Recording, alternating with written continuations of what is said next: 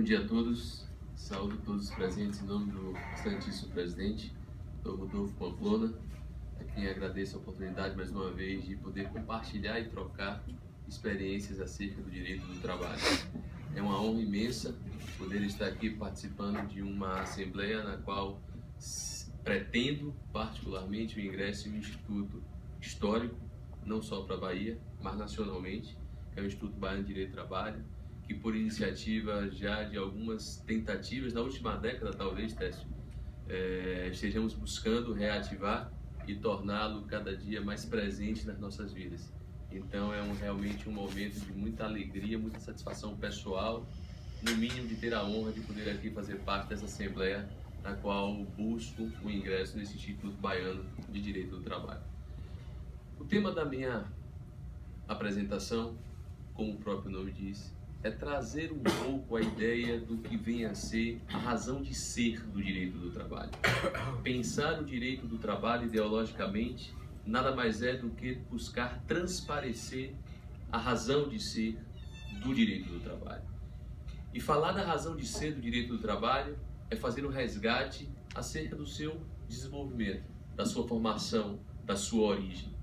O direito do trabalho é algo, se pensarmos no direito como um todo, relativamente novo, porque o direito do trabalho, ele, a partir ali do século XVIII, talvez ali 1712, primeira Revolução Industrial, com a invenção da máquina a vapor, 1789, Revolução Francesa. Esses dois marcos históricos representam ao longo do tempo a formação, a origem do direito do trabalho. Então é algo relativamente novo. Se pensarmos e compararmos com o direito civil, com o direito penal, esse ineditismo, essa novidade do direito do trabalho, portanto, ela decorre de algo que é a centralidade do direito do trabalho, que é o sistema capitalista de produção. Nessa fase que envolve a Revolução Industrial, que envolve a Revolução Francesa, há o surgimento da figura do assalariado. O assalariado, portanto, aquele trabalhador que pós-escravidão, pós-servidão, passou a prestar o seu serviço dentro de um dogma de liberdade. Afirmo aqui dogma de liberdade porque assim se buscava e se pretendia apresentar à sociedade à época. Agora o trabalhador é livre. Só que a liberdade, ela pressupõe direito de escolha. Eu só sou livre a partir do momento em que eu posso escolher como eu vou daqui para minha casa, por exemplo. Se eu for proprietário de um carro, eu tenho liberdade efetivamente de escolher se vou de carro, se vou a pé ou vou no transporte público. Mas a partir do momento que eu não sou proprietário de um carro, a partir do momento que eu sou proprietário apenas de um valor X para comprar uma passagem de um transporte público, eu passo a não ter liberdade de escolha. E isso é muito representativo para esses trabalhadores que, pós-escravidão, pós-servidão, tinham esse dogma da liberdade do assalariado.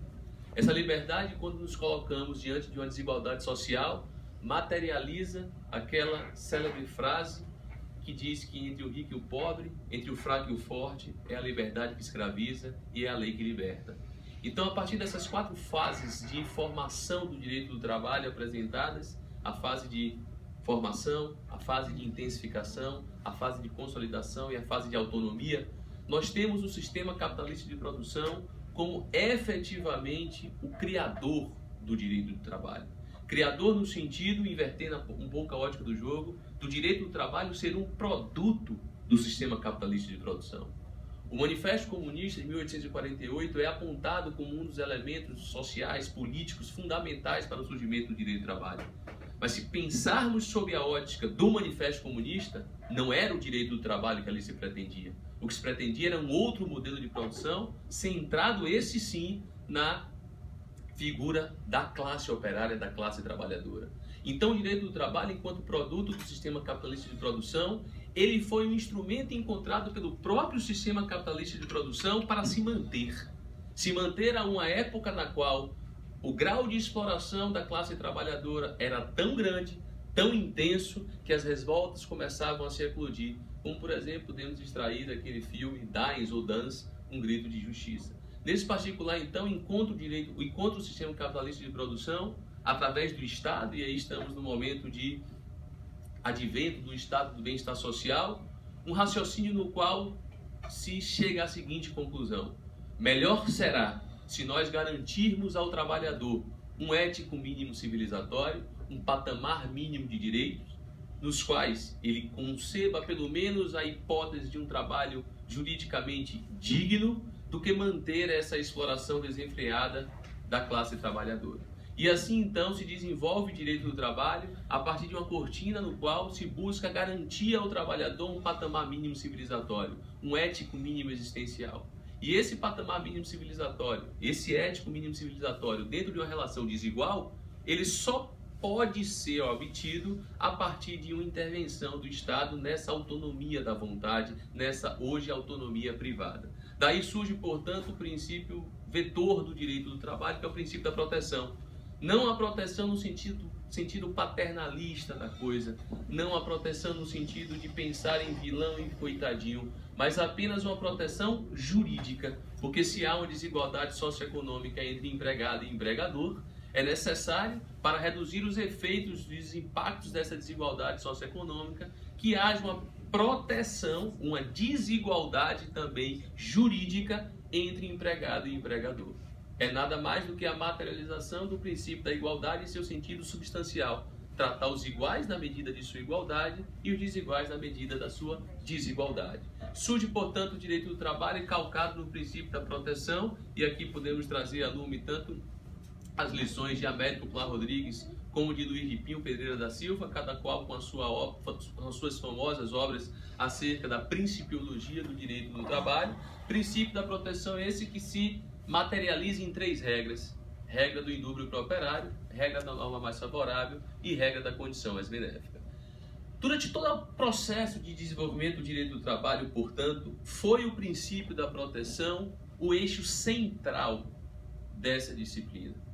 Eixo central pelo fato de que, enquanto tivermos sistema capitalista de produção, teremos direito do trabalho e teremos duas forças antagônicas entre si, capital e trabalho.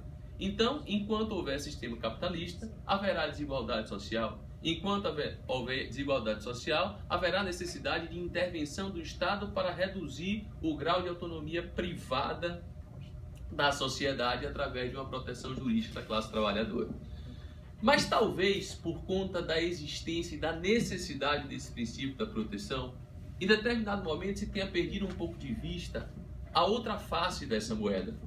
Como dito há pouco, o direito do trabalho é produto do sistema capitalista de produção.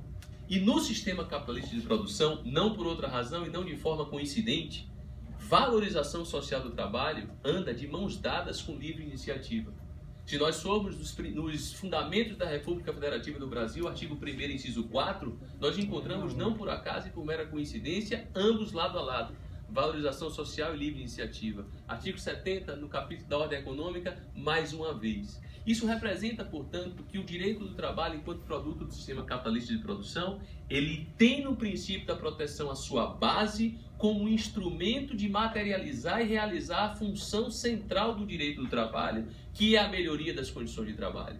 Contudo, esse mesmo direito do trabalho, ele tem uma outra função apontada pela doutrina como função político-conservadora, função através da qual ele consagra, materializa, legitima a exploração do trabalho alheio em troca de um preço.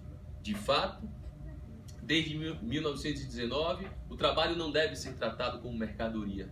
Dizer que o trabalho não deve ser tratado como mercadoria é enaltecer a figura do ser humano trabalhador enquanto elemento central da prestação de serviços. Mas ao dizer que o trabalho não pode ser tratado como mercadoria, nós também não podemos entender que isso significa que essa relação de preço e prestação, ou de prestação e contraprestação, é uma relação que escape ao direito do trabalho, não. Ela é inerente ao direito do trabalho. Motivo pelo qual uma função, e nesse texto ainda eu confesso que não a trouxe com esse nome, mas venho buscando construir e tentar aí, quem sabe, ousar o direito do trabalho com uma única função. A gente encontra na doutrina uma série de funções do direito do trabalho: função protetiva, função político-conservadora, função coordenadora, função econômica. E tenho efetivamente caminhado a entender que o direito do trabalho tem uma única função, a qual tenho denominado ainda de função dignificante. A função dignificante do direito do trabalho nada mais é do que a função de uma melhoria progressiva das condições de trabalho, tal qual previsto no caput do artigo 7º em sua parte final. A partir dessa função dignificante, o direito do trabalho ele se encontra como numa famosa e saudosa expressão de Calmon de Passos, como um guarda de fronteiras. O direito do trabalho como qualquer outro direito, atuando ali como um guarda de fronteiras, fazendo com que, se de um lado há uma valorização social do trabalho e do outro lado há uma livre iniciativa, nenhum dos campos seja invadido. Mas ao mesmo tempo em que o direito não permite que nenhum dos campos seja invadido, ele não deve permitir que nenhum dos campos se distancie muito. Então, o papel do direito do trabalho é esse. Está ali buscando, e agora trazendo a expressão de Luiz de Pinho Pedreira da Silva, um equilíbrio social entre valorização social do trabalho e livre iniciativa. Se já encontrou, imagino que seja unânime de nossa parte aqui ao dizer que não. Se precisa encontrar, talvez seja efetivamente um desafio que nós precisamos aqui, num pacto de honestidade, traçar.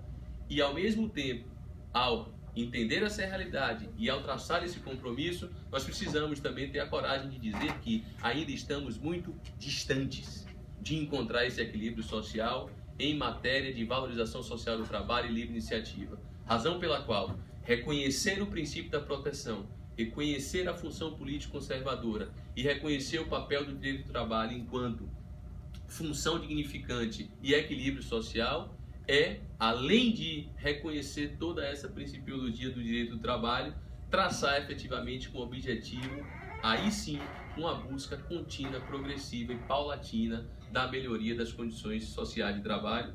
Melhoria essa que, sem sombra de dúvidas, não perpassa por aprovações como lamentavelmente tivemos essa semana pela Câmara dos Deputados no que toca ao projeto da terceirização. Excelências, eram essas minhas considerações iniciais sobre o tema. Devolvo a palavra à banca.